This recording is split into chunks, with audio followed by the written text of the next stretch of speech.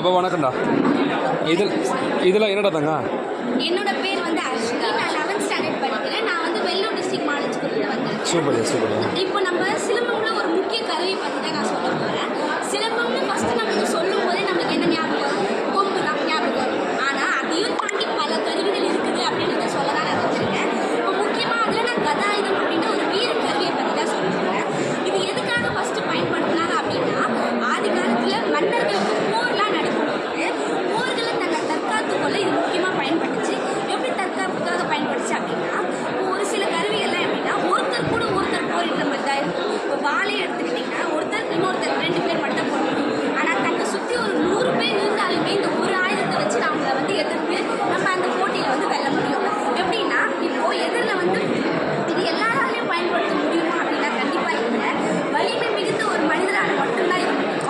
இப்போ அதுக்காக யோசிக்கும் போது தான் ஃபஸ்ட்டு இரும்புல இருந்த இந்த கதாயுதம் காலம் வளர பரிணாம வளர்ச்சியில் கட்டையில் செய்ய ஆரம்பிச்சாங்க.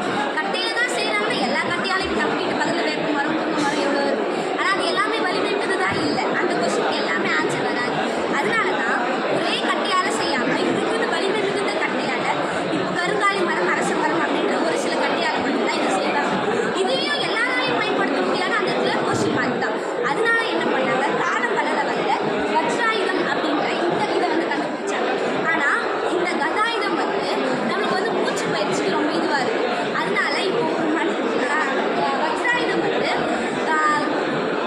இந்த இது வந்து இந்த முறையில் வந்து ரொம்ப வெயிட் அதிகமாகும். இந்த முறையில் வந்து வெயிட் வந்து கம்மியாகும். அதை யோசிச்ச மக்கள் வந்து இரு பக்கமும் சமமாக இருக்கிற ஒரு பொருளை கண்டுபிடிச்சா அப்போ எல்லா மனுஷங்களாலையும் அதை வந்து அந்த போரில் வந்து பயன்படுத்த முடியும்.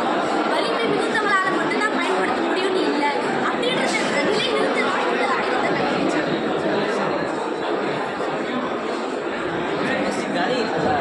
கதை வந்து எல்லாரும் யூஸ் பண்ணியிருக்கீங்கல்ல, ஒரு பாடி ஃபிட்னஸோட யூஸ் பண்ண முடியும்.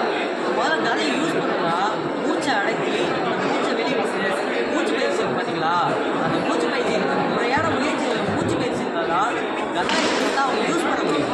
ஸோ மூச்சு பயிற்சி போடும்போது என்ன ஆகும், மன வலிமை கிடைக்குமா? நீங்கள் வந்து இப்போ ஒரு 100 வருஷம் சும்மா ஒரு உங்களோட இதுதான் வந்து வஜ்ராயுதம். இப்போ கதையை வந்து எல்லாரும் யூஸ் பண்ண முடியாது. அதுக்காக எல்லாரும் யூஸ் பண்ணுறது ஒரு மெத்தடுக்காக தான் நம்ம முன்னோர்கள் என்ன பண்ணுறாங்கன்னா ஒரு மாற்றி